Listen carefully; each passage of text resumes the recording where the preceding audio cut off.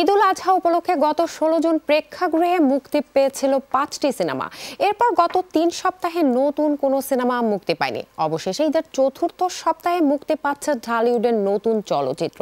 এছাড়া শুক্রবার যমুনার ব্লকবাস্টারে দেখা যাচ্ছে হলিউড বলিউড সহ বেশ কিছু সিনেমা। কত বড় শিল্পী, যার সঙ্গে দেখা করার জন্য মানুষ ঢাকায় যায়।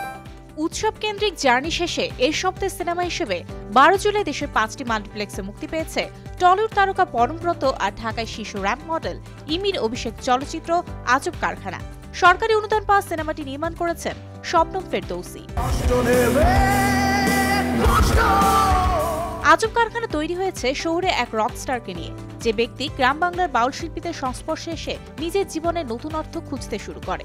গল্পে আবহমান বাংলার বিভিন্ন গানের ধারা, ঘরানা ও মর্মবাণী তুলে ধরা হয়েছে।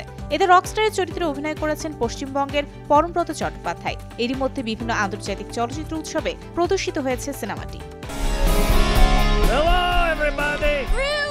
এই সপ্তাহে নতুন করে বলিউডের কোনো সিনেমা মুক্তি পায়নি, তবে হলিউডের বেশ কিছু আলোচিত সিনেমা চলছে, যার মধ্যে উল্লেখযোগ্য গত সপ্তাহে মুক্তি পাওয়া animated comedy cinema despicable me সিরিজের নতুন কিস্তি।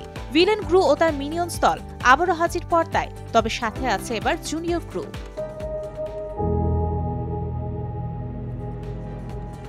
আরেক জনপ্রিয় ফ্র্যাঞ্চাইজি আ কোয়াইট প্লেস সিরিজের প্রিকুয়েলও চলছে প্রেক্ষাগৃহে। তৃতীয় সিনেমাটিতে পৃথিবীতে এলিয়েন আক্রমণের প্রথম দিন দেখতে পাবেন দর্শকরা। মাইকেল সারনোস্কি পরিচালিত সিনেমাটিতে অভিনয় করেছেন লুপিতা নিয়োঙ্গো, জোসেফ কুইন ও অ্যালেক্স উলফ।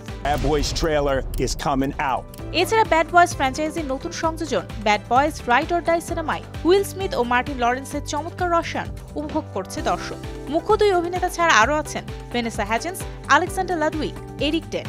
100 মিলিয়ন বাজেটের সিনেমাটি পরিচালনা করেছেন মাইকেল পে। চলতি সপ্তাহে ব্লকবাস্টার সিনেমাসে দেখা যাচ্ছে এটি। আবারও ইতি নামের মেয়ে মার্ডার।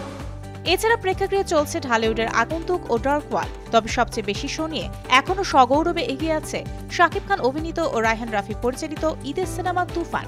সব মিলিয়ে এই সপ্তাহে বেশ ভালোই যাবে সিনেপ্রেমীদের।